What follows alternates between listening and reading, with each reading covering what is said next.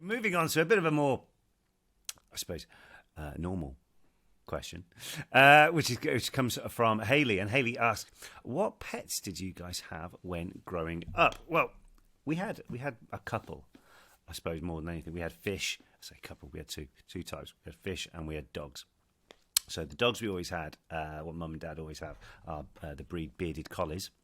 And we had a couple of those growing up. There was Tom, there was Jerry, there was Ewan, there was Sevi, there was Roop, and there is Tonto now.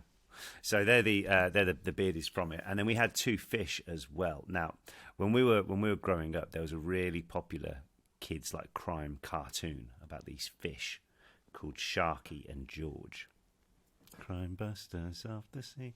And anyway, so we ended up watching that quite a lot. So we got these goldfish, and we had Sharky and George. And funny enough, George, right, being a goldfish, many years later. And then George was actually about 9 or 10 when he eventually died, which for a goldfish is very good. But it actually turned out, because Sharky didn't survive for long.